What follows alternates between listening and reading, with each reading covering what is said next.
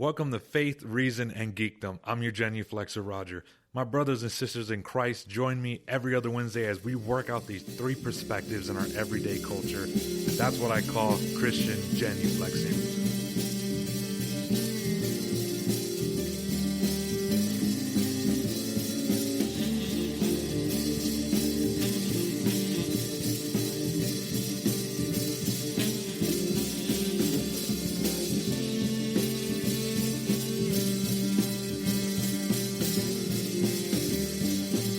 Welcome to the show. Today, I got a very special guest, Dr. Bruce Tallman. We're going to be talking about his fourth book, God's Ecstatic Love. Also, we're going to be talking about spiritual direction, and a very special treat at the end, we're going to be talking about aliens, UFOs. Is there intelligent civilizations outside of our own? So it's going to be a very fun episode. You guys are going to learn a lot. You're going to get fed with your faith, get fed with your reason, fed with geekdom. So it's going to be a good show. I've been looking forward to this. Dr. Bruce Tallman, can you do us a little quick introduction about yourself?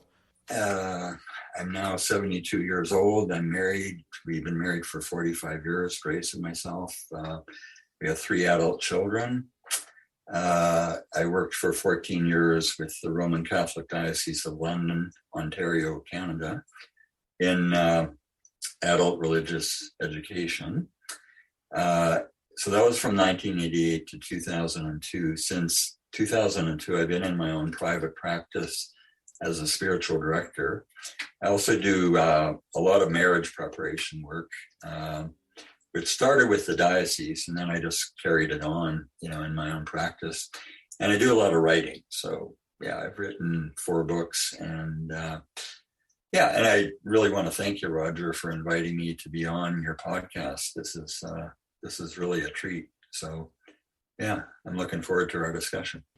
I just want to say thank you, Doctor, for doing this for me. It's a special treat for me to get to pick your brain and get to talk about spiritual direction. I just recently had a conversation with somebody a few weeks ago about spiritual direction, so it's very interesting. So again, I can't thank you enough for coming on the show, and I'm actually honored.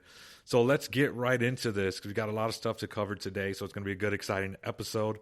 How would you describe your spiritual direction, your spiritual journey? I grew up in the United Church of Canada, which is very liberal. My parents were very devout. They were on the board of the church all the time. And yeah, I was just a devout kid. We had a wonderful Sunday school. By the time I was 7, believe it or not, I could name all the books in the Bible. I'm not sure I could name them now. And I knew the Apostles' Creed, and I knew the Lord's Prayer and the 23rd Psalm and the 10 Commandments and the Beatitudes. So, I was brought up in a really good church. And when I was 13, I went through confirmation, which some United Church ministers jokingly call graduation from the church. Oh. I stopped going to church. I thought for a while that I was kind of an atheist. And anyway, I picked up this book about Billy Graham, written by Billy Graham. And my dad's boss invited Billy Graham to come to Winnipeg, Manitoba, to do a crusade. My dad asked me if I wanted to meet Billy Graham. Wow. And so I had a private meeting with Billy Graham. And at the end, we both stood up, and Billy shook my hand, and he looked me straight in the eye and he said, "Bruce, we're expecting great things from you." And wow. He probably says that to every kid he has a private audience with, but it scared the heck out of me. And then I really started running away from religion, ironically, instead of, wow. And I was 17. When I started university, and you're studying the theory of evolution, and I kind of figured I was an atheist. And I got a job working in a jail with the worst juvenile delinquents in the province of Manitoba. I was supposed to be a counselor, but I was basically a guard. Mm-hmm. Anyway, I was sharing an apartment with another guy who was a staff at the center, and there were a lot of drugs floating around this jail, and so me and my partner thought, well, why don't we try out some of these drugs, and see what. So so we didn't do anything heavy, but we tried LSD and we tried nothing heavy, like nothing heavy, just a. I was like, oh, like, well, that was the first and last time I will ever try marijuana or LSD. But I kind of had a bad trip.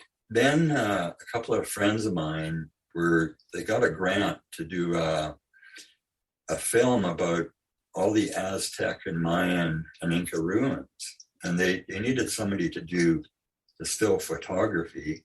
And so they invited me along on this trip. We were gone for 11 months, all through Mexico, Central America, South America.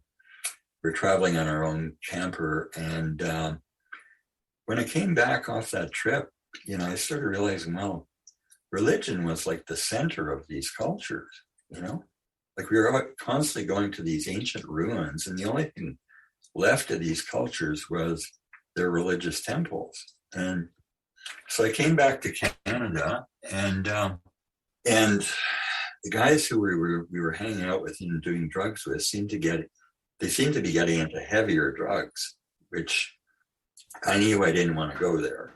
Yes. And I thought there must be a natural way of getting high. And so this is the 60s now, and early 70s, and the Beatles were popular, and they were all following Maharishi Mahesh Yogi, and they were doing transcendental meditation. And so I started, I joined the Transcendental Meditation Society and started meditating, which was really good for me. But then I got into graduate school in psychology, and I was working full time, and I just didn't have time to meditate. I couldn't get into it. I had to do some undergraduate work because I wanted to get into a graduate program in religious studies. So I started doing some undergraduate work, and at this time I'd met my wife, Grace, and she was a fundamentalist Mennonite evangelical.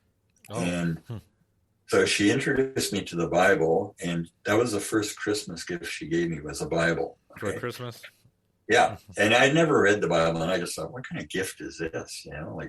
It'd be coal to you, kind of, right? Like your version of the coal on Christmas. Yeah. So anyway, her parents didn't want me to marry her because I wasn't born again, you see. And so just to impress them, I decided that, I'd take a course in the Old Testament. And the course in the Old Testament was horrible. The professor plagiarized everything. But as part of the course, you had to actually open the Bible and start reading it. And so I opened it at Proverbs and started reading Proverbs, and I was blown away by the wisdom in Proverbs. I just thought, wow, this is amazing. This is just a treasure chest. So ever since then, I've been reading the scriptures every day. And so then this course, I got really excited about doing like a major in religious studies. So I went back full time into religious studies, then got into the master's program, did a master's degree in religious studies. And meanwhile, Grace and I were bouncing around from one Protestant church to another. I mean, the churches were either too conservative for me and too liberal for her. Oh. So we ended up moving to Toronto. I did my master's in religious studies at the University of Toronto. And we started attending this church called the Toronto United Mennonite Church, which we thought would be perfect because, it's sort of we thought it'd be a blend of United and Mennonite, right? Anyway, it turned out that everybody in the congregation had a PhD. It's the most intellectual church I've ever been in. But God was kind of an embarrassment. Like they rarely mentioned God. And we thought there's something wrong with this, and so one Sunday morning we got up, to go to church, and we said to each other, if we hear another secular sermon, like the minister would talk about things like defensive driving, and What? Oh, wow. yeah, yeah, Defensive driving. yeah, yeah. Wow, that gives a new So meaning to the song, Jesus Take the Wheel. Wow. yeah, right. Yeah, yeah, yeah. So anyway, so we said if we hear one more secular sermon, we're out of here. See, so that morning, the minister starts off his sermon. He starts it off by saying, "Well, this is just another secular sermon." He actually said He those literally words. said those words. Wow. Yeah, yeah.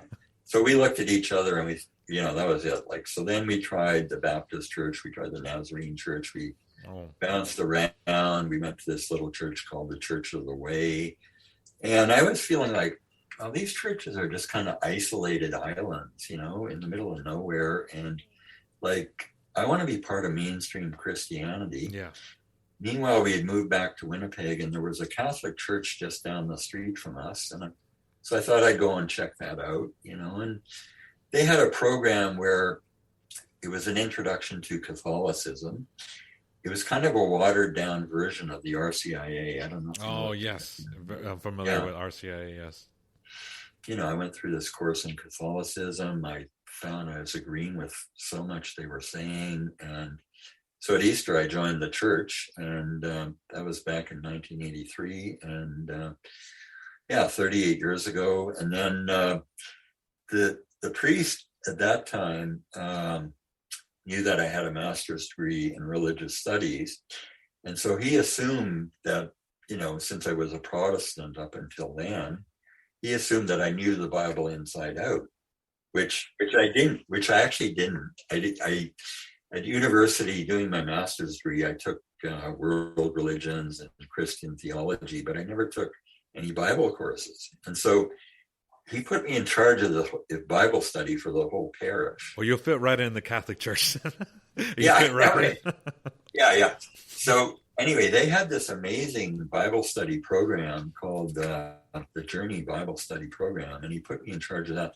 There were 40 booklets. It was written by an archbishop, and I just immersed myself in that every week. And for like 3 or 4 years, I became the chairman of the parish council. And then I became in charge of this big program called Renew.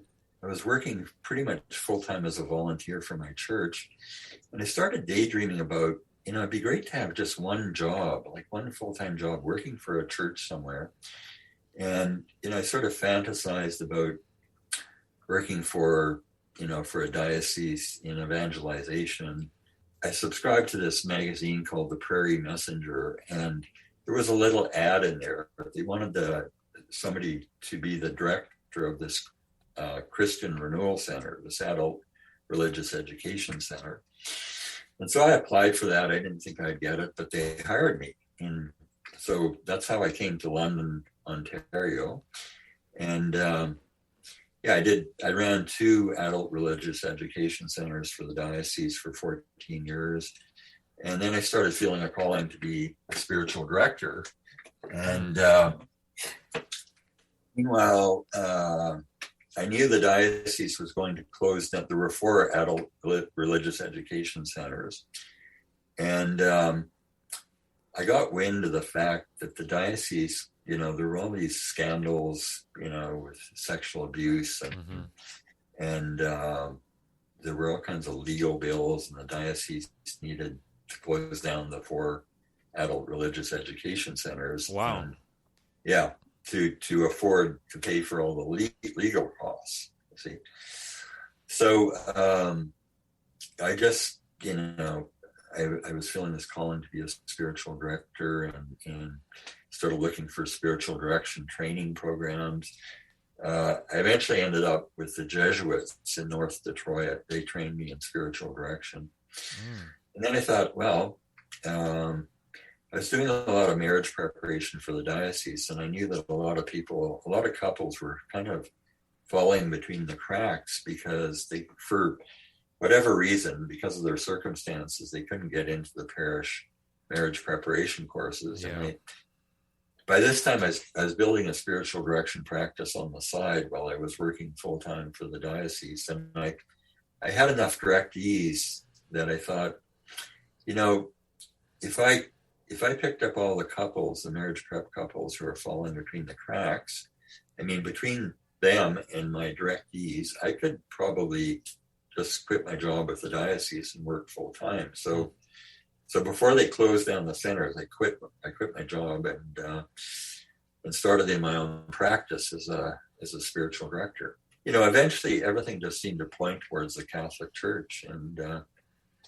everything, you know, just it all fit together. So. That's a crazy journey.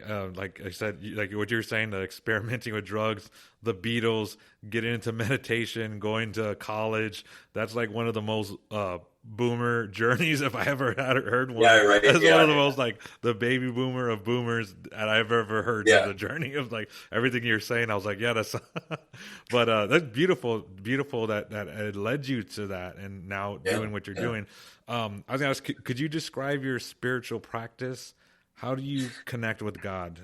In 1983, as I said, I became a Catholic, and at that time I was reading this book called "How to Get Control of Your Time and Your Life." It was by Alan Lakine. Alan Lakine said, if you want to get control of your time and your life, you have to have some lifelong goals, you know?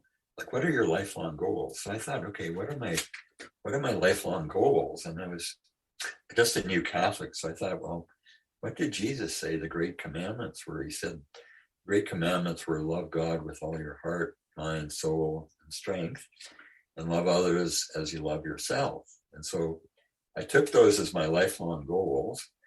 And ever since then, he also said, every week you should write out how you're going to meet your lifelong goals, you see.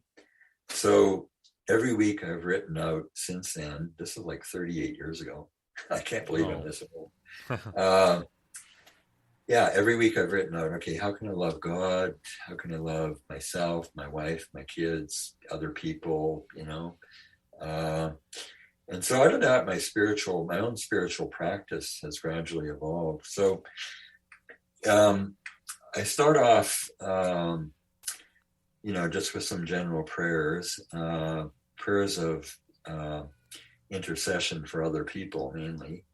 And then I usually do some journaling on whatever spiritual topic is yeah. up for me that day. That's been very helpful in sorting a lot of stuff out.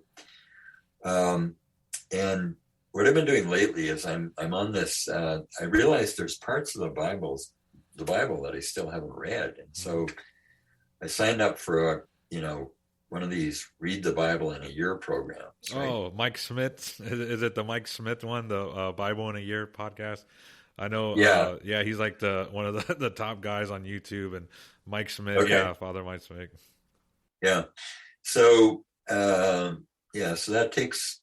So at first I was just reading, the chapters they recommended, but then I decided, well, I'm kind of whipping through things here. I should take some notes. So I've slowed down and I'm taking notes. I filled 3 notebooks of notes so far, and that takes about 45 minutes every day. And then after that, I'm writing some poetry, trying to write some poetry, and then I do some centering prayer, which is just basically, sitting still, eyes closed, and usually you use a sacred word like Jesus or Yes, love. You just like focus. Jesus prayer or something like that. Yeah, the Jesus prayer. Mm-hmm. You focus on that. So I do that for 15 minutes, and then I do some. Then I do some Tai Chi, and then I have breakfast. And while I'm eating breakfast, I'm reading the. I don't know if you have this in the States, but it's a missal. It's called a missalette. Yeah, so I read that while I'm eating breakfast, and then at noon I try to remember what I read, at breakfast in the Bible. Altogether, all that stuff in the morning takes, believe it or not, I get up at 5, and it takes me till about 8. Yeah, a lot of prayer, pray. Yeah, yeah. People that are listening to this, I would ask you, what is spiritual direction? Okay, excellent question. Well, there's actually a lot of controversy about the name because, you know, so it's spiritual direction. The direction part makes it sound like we're telling people what to do. But actually in spiritual direction, it's like psychological counseling, okay? Psychological counseling is focused on the client, not on the psychologist, you know? So they talk about the carpet and the spotlight, and the carpet is rolled up towards the client. You don't let it unravel towards you as the psychologist. And the spotlight is on the client. It's not on you, the psychologist. And so spiritual direction's like that. The big difference, though, is that in spiritual direction, the idea is that the spiritual director is just sort of an instrument of God. I mean, the Holy Spirit is really the spiritual director. And Yes. I'm just there to facilitate people's spiritual growth.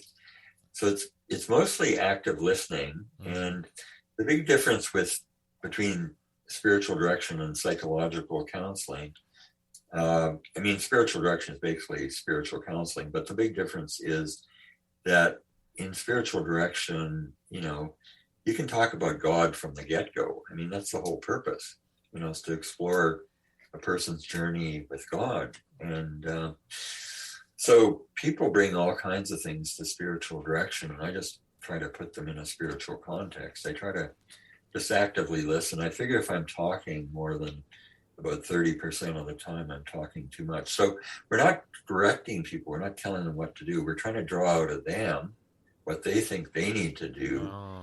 Go spiritually, you see. So it is close to counseling. Yeah, it's very close because I didn't think of that. So it's more of like counseling. I never put that two together, but you're not like directing like a doctor, kind of like, here, take 2 Hail Marys and see me in the morning. You're not kind of like, just do this. And yeah. Okay. A lot of active listening. Okay. Yeah. I mean, I might recommend books for a person to read or articles or. Oh yeah. Shit. I may train them in different ways of praying. You know, there's many different ways of praying. You know, but mainly it's just exploring, okay, what's going on in your spiritual life? Like what do you feel like God is calling you to? Or what do you feel like the Holy Spirit is calling you to let go of? Wow. You know, yeah, because that was my next question is how does spiritual direction help people? So you're kind of like, you're asking them like, what do you think God's calling you to do? Kind of listen and figure out with each other. But okay, all right, so I say that. Yeah. So a typical spiritual direction question might be, you know, what's your deepest spiritual desire? Or what do you need spiritually right now? Those kind of questions. I mean, if somebody's suffering from depression, I mean, you know, they could work with a psychologist at the same time as working with a spiritual director. I will just try to, you know, put everything in a spiritual context. I mean, so I'll ask them, okay, you're feeling depressed or you're feeling anxious. Where do you find God in the midst of your depression or your anxiety or your struggles with your marriage or your job or your kids, you know? Yeah. Where is God for you in all this? You know, where's Jesus? Where's the Holy Spirit acting in your life? And so, I mean, some people show up and my ideal directee just means a person taking spiritual direction. My ideal directee is somebody who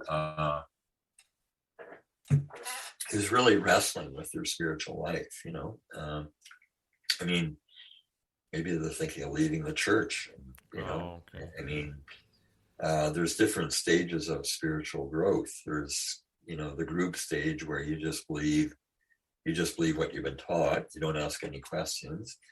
And then there's this personal stage of spiritual growth where you start asking questions like, okay, what does this mean to me? You know, and sometimes when people start asking questions, they feel like they're losing their faith, but actually they're going deeper and broader. You know, doubt is not necessarily a bad thing. I mean, it can drive us deeper into our faith. I mean, you have 2 choices when you're doubting. I mean, either you can move away from God or you can move closer to God, you know? I think it was was it John Henry Newman that said, was it a thousand doubts or a thousand questions don't make one doubt or something like that? John Henry Yeah. Newman, something. Yeah. How does one become a spiritual director? Well, there's different levels. I mean, you can, there's a lot of training programs, and a lot of them are like 2 years. And um, the first year is usually getting people up to speed theologically, because often people, I mean, spiritual direction is really a calling. You can have all of the degrees in the world, and if you weren't called to be a spiritual director, Yeah, you won't be any it's good not at gonna it. happen. Yeah. No, no. I mean, on the other hand, you could be called to be a spiritual director and not have any training and still, be fairly good at it. Yeah. But I mean, the ideal is to have the calling and the training. Yes. Yes, the Um, theology, what you were talking about, right? Because yeah, you don't want to just yeah, be dropping a bunch of heresies all over the place and be yeah, like, yeah, yes, do exactly. this, follow your Yeah, conscience over the church and all that. Yeah, I yeah. understand. I understand. So, uh, yeah. So the first year is theological, updating kind of, and then the second year is the practice of spiritual direction. And so you do a lot of triads where you know you take the role of a spiritual director, the other person takes the role of a directee, and then you have an observer. And so the triads are the three people, and you switch roles, and you get to be the directee, you get to be the observer. You do a lot of that. And yeah, and so the first year is theology, the second year is there's tons of books written about spiritual direction. I've written two books myself. Two of my books are about, there are four professional spiritual directors. One is called Finding Seekers, How to Develop a Spiritual Direction Practice from Beginning to Mm. Full-Time Employment. That's been very popular in the spiritual direction field because nobody had ever written a book like that. And so that's been kind of a bestseller in the field of spiritual direction. My first book was called Archetypes for Spiritual Direction, which was about, I don't know if you know Carl Jung, but, Oh yeah, the psychologist Carl Jung. Yeah, yeah, yeah. he's a big. So, I'm like him mainly through Jordan Peterson. Jordan Peterson always talks. He's right. a big fan of Carl Jung, so I always, Yeah, yeah. yeah, yeah. So part of Jung's, discoveries was about the archetypes. And so my first book was called Archetypes for Spiritual Direction. Like for males, there's four main archetypes. There's the king, the warrior, the magician, or the wise man, and the lover, you see. And so my doctoral thesis was about, okay, if you were, and there's negative archetypes for each of these positive archetypes. Like for the king archetype, the negative ones, there's two negative ones for each positive one, but the negative ones are the tyrant and the abdicator. You see, the tyrant is the one who, just is a dictator basically, and the abdicator is the one who abdicates responsibility. Passing the buck. And then for the warrior, the two shadow archetypes are the masochist and the sadist. For the magician, I don't like the word magician, so I change it to seer. For the seer, so the seer would be like the prophet.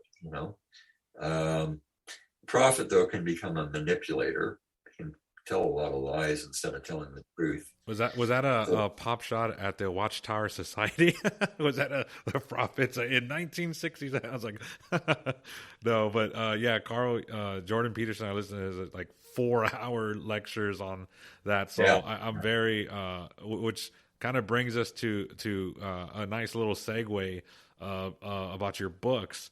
You have your and all these could be purchased on Amazon, and anywhere, Barnes and Nobles or any other yeah, bookstore. yeah, Yeah, I know yeah, that's the main one, Amazon, until until they yeah, ban all of Christian books or whatever. But yeah, yeah. your book, I kind of wanted to talk about God's ecstatic love. Sure. Why did you write God's ecstatic love? Okay. Well, um, as I said, my own lifelong spiritual goals are to love God with all my heart, mind, soul, and strength, and to love others as I love myself. And so I thought, when I first chose those as my lifelong goals, I thought, well, how do you love God? I thought, you know, I need some training in this. And so I came across St. Francis de Sales' treatise on the love of God, which is like a major spiritual treatise. It's like, I think it's on the level of Introduction to the Devout Life. yeah, that was his first book. Yeah. That book is more well known than the treatise. Yeah, I was about to say, I think I've heard of the treatise, but mainly it's every time you say Francis de Sales, all I hear is mainly the introduction to the Devout Life. So Yeah. So the treatise is sort of more for advanced people, in the spiritual journey. The introduction is kind of like it says in it, it's an introduction to devout life. So I started reading that, but back in 1983, I don't think I was sort of, I wasn't really able to get into what he was saying. And so for a long time, I just had it in the back of my mind, that someday I should really get into the treatise, and I really should, it's like I said, it's on the level of the spiritual exercises of St. Ignatius, or the Imitation of Christ, or the Cloud of Unknowing, all those classics of spirituality.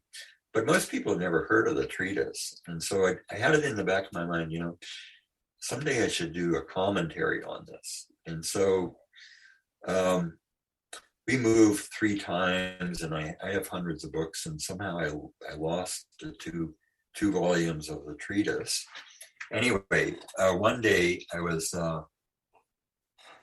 back in 2016, I was moving some books around, and behind a couch was this box of an unopened box, and I opened it up, and there was the 2 volumes of the treatise. And so I thought, well, okay, this is like a sign from God. I mean, it's time to really study the treatise, and really get into it. And I wrote it because I kind of see that, on the one hand, there's people who are almost fundamentalists. They take everything literally, and they're gung-ho, they're very passionate. And then there's other people who are kind of intellectual, and they may be brilliant, but they don't have a lot of passion about the faith. And so the treatise is kind of a combination of the heart and the mind, and it's really, it's an intellectual approach to the spiritual life.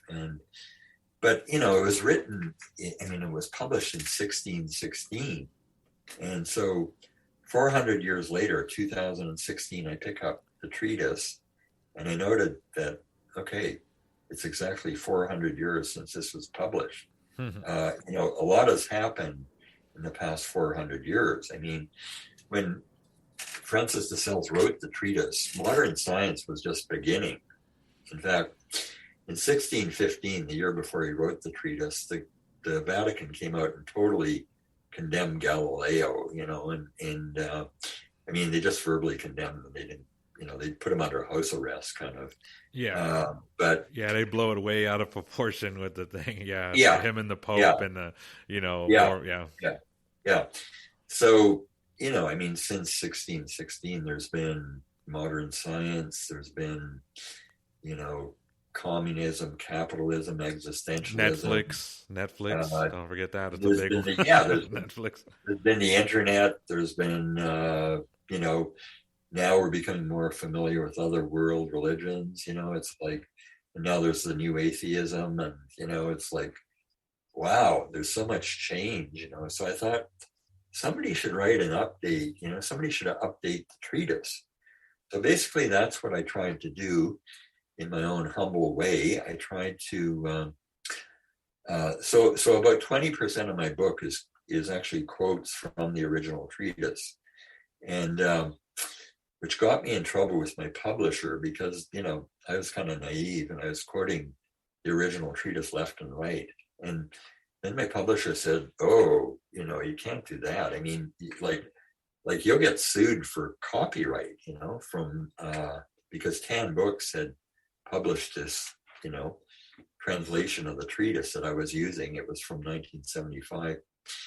So my publisher said, you got to find a book that's before 1923, because everything before 1923 is in the public domain. Yeah. You see, like anybody can quote anything from any book before 1923, and there's no copyright rules. Yeah. You see, so then I had to.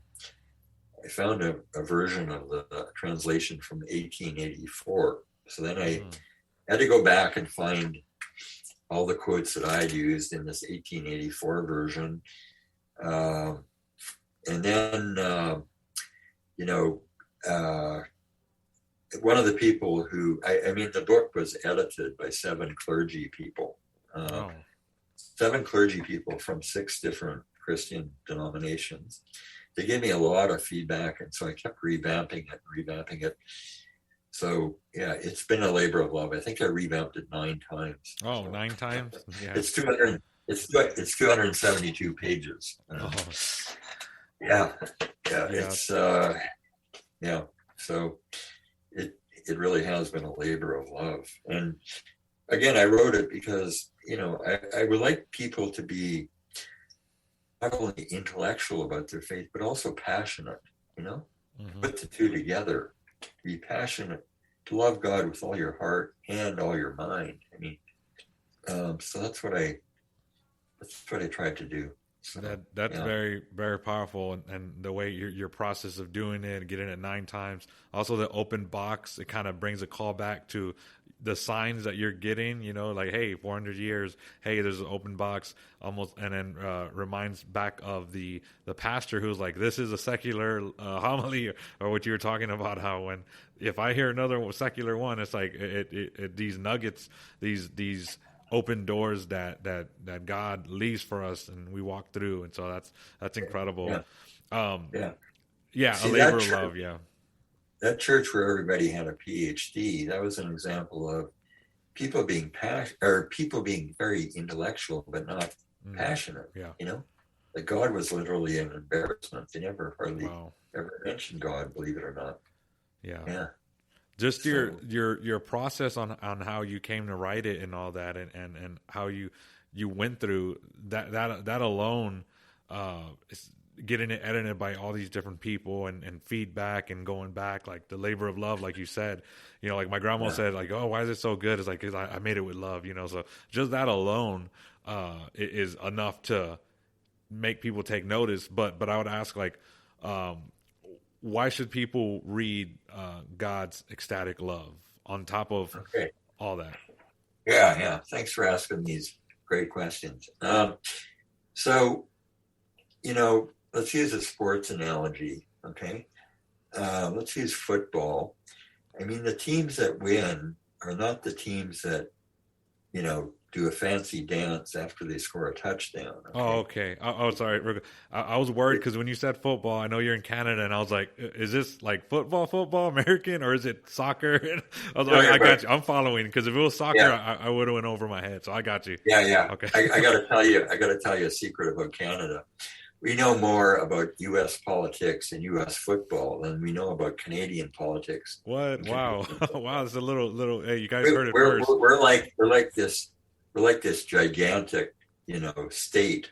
We're like part of the state. That's a good analogy. Okay. Yeah. So you heard it first, guys. Everybody heard it first. A little secret about Canadians. So the teams that win in American football are the teams that practice the basics over and over again, like passing, running, fundamentals. The fundamentals. Well, what is more fundamental than love God with all your heart, mind, soul, and strength? I mean, that's what Christ said was the great commandment. That's the greatest commandment. Amen. So, and he said the other second greatest commandment is like it, that is, love others as you love yourself. And so, the book is about God's love for us, and how do we love God, and you can't really do that without the grace of God. I mean, it's basically God loving God through us. Yeah. So, you know, I just thought, well, how much training does the average Christian get in how to love God? You know, Yeah. we, we we might read the Bible, but this is like heavy duty Yeah. training. It's like a catechism. The original treatise was like a catechism on how to love God. And so my book is like a Good 21st metaphor. Yeah. century, my book is like a 21st century update on how to love God, given all the crazy stuff all around us, all Yeah. the distractions and temptations and, For sure. just, yeah, it's, there's so many challenges to Christianity now. I mean, back in 1616, I mean, it was pretty much assumed that, you would have faith. I mean, now it seems like it's an option amongst many options. Strangers in a strange land now, where back Yeah, then it was Christendom, and now yeah, it's yeah. yeah, exactly. The beautiful thing I find about being Catholic is that there's a lot of great Catholic intellectuals, and we're not a fundamentalist church. I mean, you don't No. have to, Yeah. you don't have to park your brains at the door of the church if you're a Yeah. Catholic. That's what I love about it. Yeah. That the intellectual life is respected and honored. Mm-hmm. And so so it was just a lot of writing, rewriting. I mean, when I first took notes on the treatise, I wrote 330 pages of Oh my goodness. handwritten notes, and then I boiled that down to an 18-page outline. And basically the chapters in my book, like the actual treatise is like 12 mini books. Okay. And so I follow the same format that he used. And so it's actually 12 mini books in one book. And so there's, chapters on prayer, meditation, contemplation, the grace of God. Just basic stuff. How do we relate? And I get into intellectual stuff like how do we relate to science, and how do we relate to other religions? How do we relate to scripture? It's packed full of scripture quotes. Wow. I would say your tagline to pitch with people is be like, God's ecstatic love, the catechism on loving God. Right there, like that's yourself right there. If just when you had that catechism analogy, you're like, it's a catechism. Before I was like, because that is heavy duty. That is the number one commandment, after all, right? To love God with all your heart. So out of anything else, I think if we're to do the heavy lifting and dig and learn and just soak in the knowledge and soak in somebody's book or lectures or talks, I think should be the number one commandment: love God with all your heart, and God's ecstatic love, the catechism on loving God. I think that right there, your publisher use that as a tagline on like a movie poster or something like that. Yeah. I'm thinking that maybe I should change the subtitle. The subtitle is "Transform Your Life with a Spiritual Masterpiece." Yes. So the spiritual masterpiece is the treatise. That's what I was referring to. But I like that. The catechism and how to love God. Maybe I'll change. That's good. That's good right there. That because I think that will draw people, like the catechism. Because of course, the Bible and the catechism, the two we have. If you have the Bible and the catechism, and you're on a desert island, I mean, you're good. You just if you were to read any book, I mean, I love the Summa Theologica. I know Augustine, City of God, Confessions. Imitation of Christ, but the two books you really need is the Bible and the Catechism. So if you do the version of the Catechism on how to love God, God's ecstatic love, there you go, right there. I did want to ask you one thing. If you could tell us, like, what do we look for in spiritual direct? Because I live in San Antonio. Is there something like, because I've heard, I don't know if this is true. You could probably tell me. I heard that the Opus Dei, like they're trained in spiritual direction, like that's their go-to thing. I can't remember. I think it's Opus Dei, and it's I think I've heard it somewhere. But like, where do we find, like, because it's hard to come by spiritual direction. Like, what do we Right. look for? Like, almost like a doctor. Like, if like, oh, you know what I mean? Like, how am I saying it? Like, Yeah. to make Yeah. sure they're Yeah. qualified and good. How Sure. do we look for one, a good one? Right. Right. So the Jesuits have always been big on spiritual direction. So if you can get a Jesuit spiritual director, they're usually very good. They've written a lot of books about Yeah. spiritual direction. There's Spiritual Directors International, and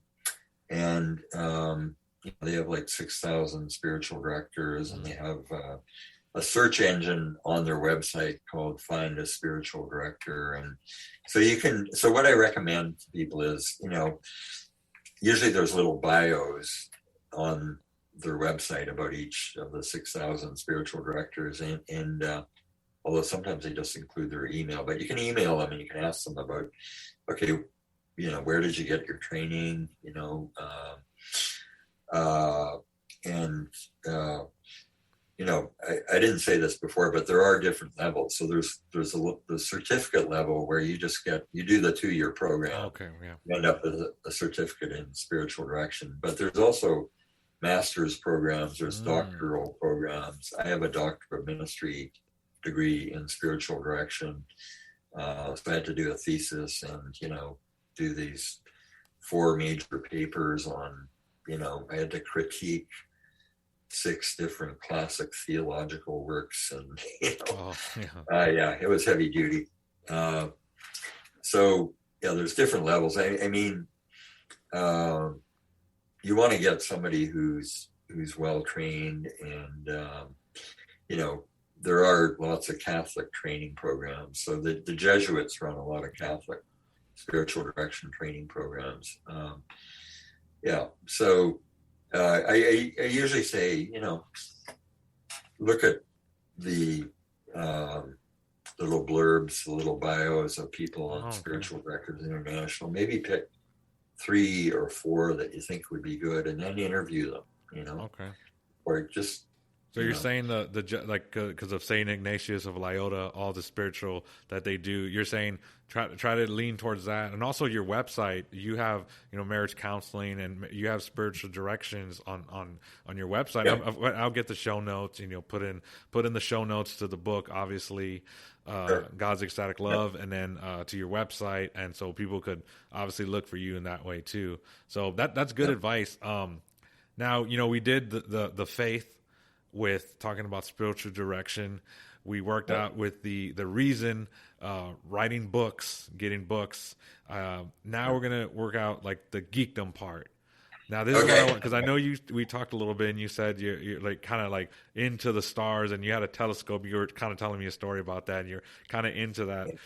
So I wanted to ask you, and I'll kind of ask you the question and kind of set it up real quick in case for those who are listening. But one of the questions I want to ask you is the Fermi paradox a good argument against intelligent life visiting Earth? And for those who doesn't know, just a little setup is the Fermi paradox is like, it's pretty much says like, where are all the aliens? Like, we have a young planetary system compared to the rest of the whole like universe, and interstellar travel should have been fairly easy to achieve for other species or other worlds. Earth should have been visited by aliens by now, and that comes from the Italian physicist Enrico Fermi, who said it. Right. I think he was one of like nuclear reactors, and he said this in his theories like in 1950. So like he kind of realized pretty much as like civilizations with like any modest amount of technology could colonize the entire galaxy. I think it's called SET, or it's an institution in California. On their websites, they even kind of put it says, quote, within 10 million years, every star system could be brought under the wing of an empire. Mm-hmm. So like 10 million years may sound like a long time, but it's actually short compared to the age of the galaxy. It's roughly about like 10 million years. It would take like 10 million years to colonize the Milky Way. So it should be fairly quick, but we don't observe any intelligent beings presently from outer space on this Earth. Michael Hart also talks about this in one of the articles of Royal Astronomical Society of the Quarterly Journal in 1975. So he wrote many articles on that, because their universe is about like 13 to 14 billion years old. That seems like plenty of time for intelligent life to advance within our Milky Way galaxy. There should have been many of planets that have been habitable zones by now that could have intelligent life. So that's kind of like the Fermi paradox. Is that a good argument against intelligent life visiting us, or?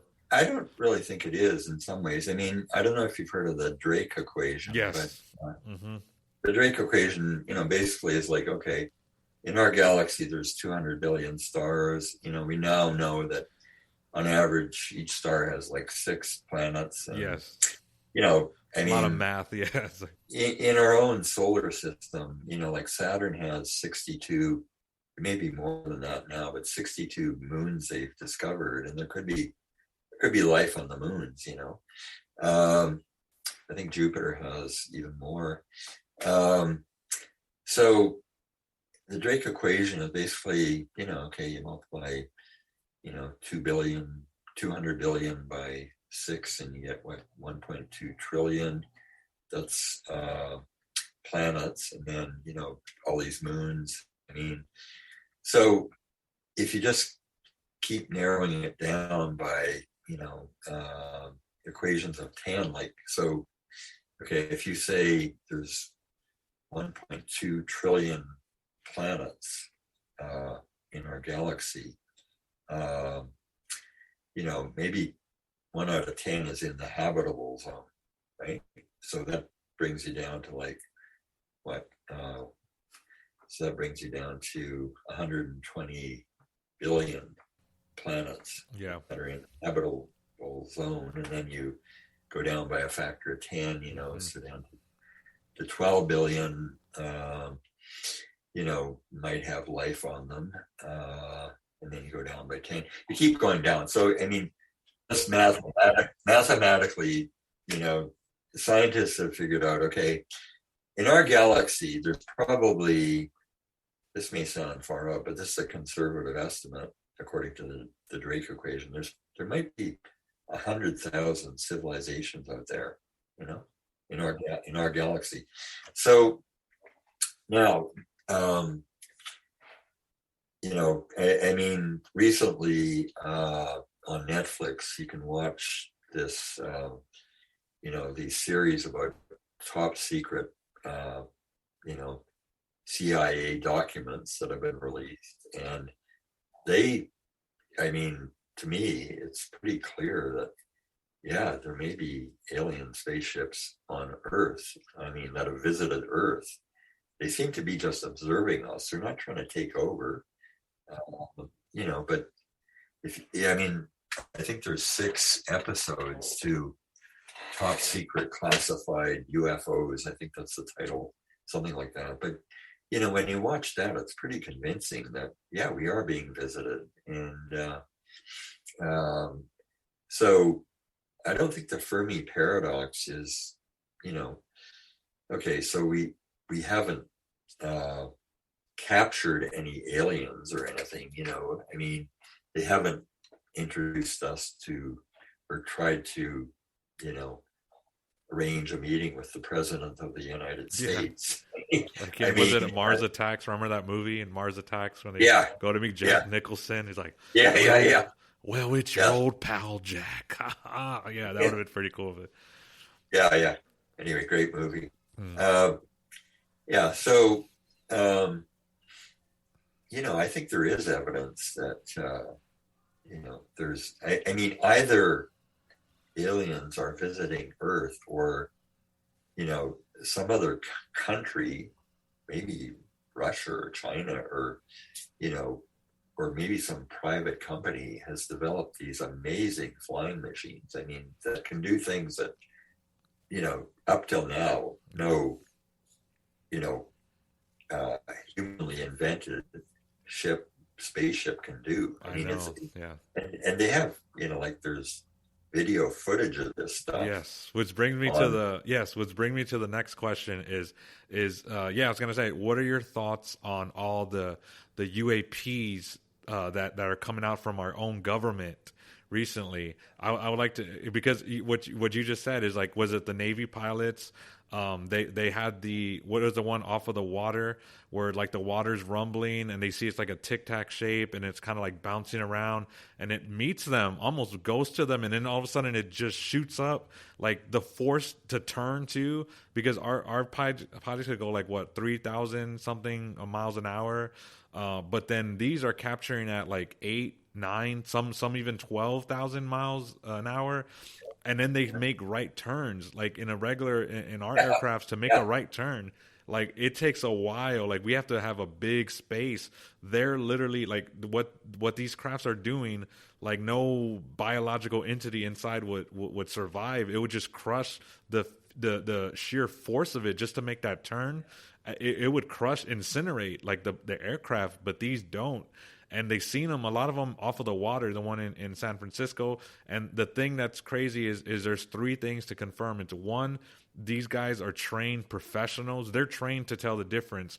Like, is that a plane? Is it not a plane? What kind of plane? Like, these guys are trained. These are Top Gun pilots trained to know the difference between a plane or some natural wind, natural water spring, whatever. These guys are trained. That's one. Second, we have footage on gun camera.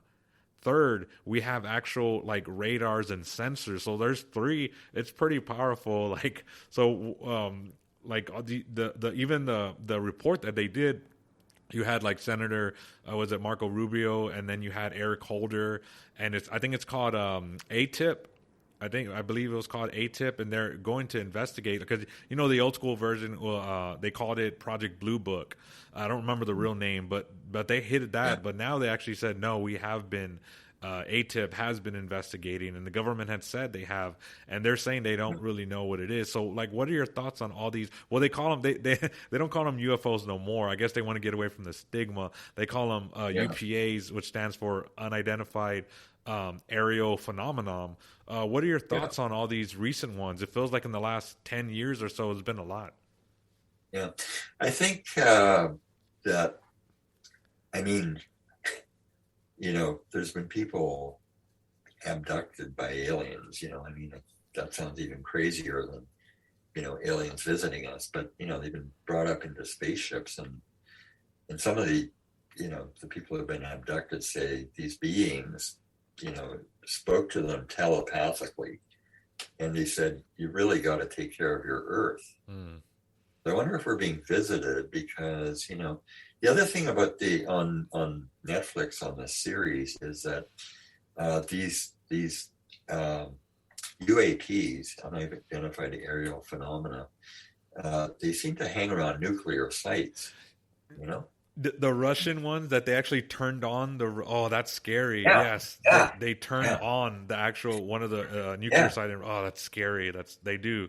yeah, yeah. Mm. So I think, the thinking about that is that, okay, they were just showing us that, maybe they're not going to just let us, launch all these nuclear missiles and destroy ourselves. I mean, they've shown us that they can actually stop and start this, they can start the process of launching, and they can stop it. And that's what they did. So, you also have crop circles. I don't know what to make of crop circles. Yeah. I mean, that's another phenomenon. I mean, maybe they're man-made. So either there's alien spaceships that are visiting us, or there's some private secretive corporation or something that's developed these super high-tech ships that can do things that no plane can do, I mean, I think those are the 2 options, and I think the government is starting to release this stuff now, just to maybe prepare us for the fact that, okay, maybe in the near future we're going to be visited, like seriously visited, and yeah, the great thing about the episodes on Netflix is they have like experts, U.F.O experts, commenting on all this stuff, and they're pretty convincing. Yeah. I see I see 3 options. Is one, we're being visited by something not of this world. Two, that it is us. Even though we come out and said no, it's not our technology. It could be that it's actually the United States. Or three, it could be adversarial. It could be China, Russia. But if you Yeah. had a quick knockdown, well, actually, if you had to knock down those three arguments, what would you say to like quickly knock down? Like, first of all, why is it not us? Like, if you had to knock down quick, like, why is it not us? Why is it not our technology, the UPAs? Um, yeah. Well, I think that if it was our technology, I mean, it would catch on very quickly. True. And, Yeah. you know, I mean, you know, I mean, one theory is that there was a crash of an alien spaceship, and then Yeah. engineers studied the spaceship and they reverse engineered it, and so they've developed, I mean, there are some stealth bombers and things like that, that are pretty super advanced technology, but it's still not doing anything like these alien spaceships that they've recorded. I mean, so, I don't think I mean, the greatest country to develop that kind of technology would be the U.S. by far. Yeah. But I don't think it's the U.S. And I mean, I don't think so either, because one, like Congress, like when they order, like I'm sure there's stuff that's classified, but for the most part, they can't. If they order a report, that's illegal. Like they can't lie. You know what I mean? Like it's illegal.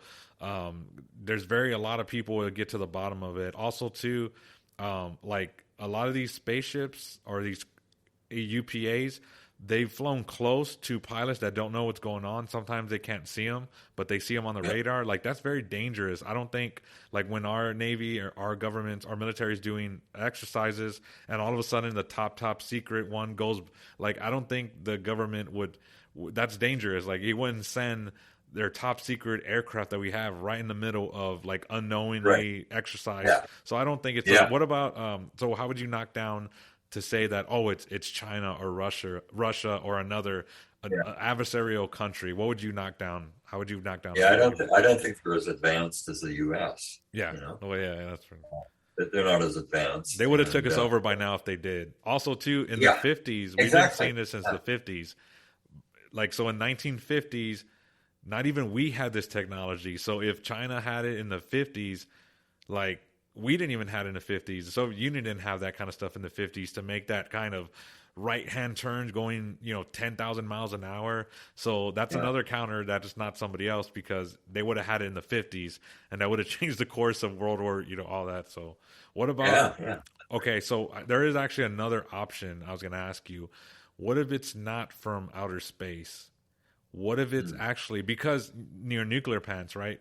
Also, they a lot of them near water, and a lot of people saying they're near water. So what if they're from the ocean and they actually been here? Or what if they're not from outer space, but they're part of Earth, but they're part of a different reality, like a dimension that we just can't see, but now they're exposing themselves. Like they're here, we just can't see it. Just like when we look at things, we can't really see what's going on with our senses. And they may have another senses, so they may actually not be from another planet. They may be from here, but like almost like a spiritual thing. Like we can't see things that are around us. Like so, there's those theories too, that it may not be. It may be in our own water. Maybe they came here a long time ago, or they're coming from the ocean. We only know like what 5% or 10% of our oceans, the Meridian Trench, or it could be like something in nature that's like gravity. You don't see gravity, you don't see air, you don't see this, but we know about it now. What if they've been here and now we know, because our senses are limited? What if they're like just like another dimension or another layer of reality? What do you think about those? Yeah. So, my take is whether they're from another solar system and they're, genuine aliens from another world, or whether they've been part of the earth all along. In either case, I'm pretty sure they're benevolent, because I hope so. They would have taken over for sure. Maybe if they're from our planet. Maybe they're guardians, and they're just going to help us to get through this, all the Yeah. climate crisis and everything Yeah. else we're going through. It's like this pandemic and everything. They, I mean, yeah, they could be from the earth. I mean, as Catholics, I mean, we believe that we're surrounded by the angels and the Yeah. saints, the communion of saints. I mean, so really, what would the difference be between? We can't see the communion of saints, but we believe that all sort of people who have gone before, who are with Christ in heaven, I mean, they're praying for us, they're interceding for us, and we kind of have that belief already.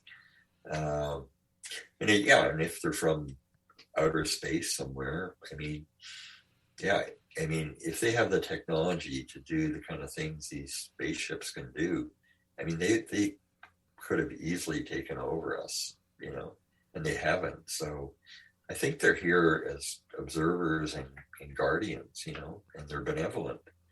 I mean, hopefully, a more advanced civilization they would have worked out all this stuff about poverty and nuclear weapons, and they would be peaceful, justice oriented,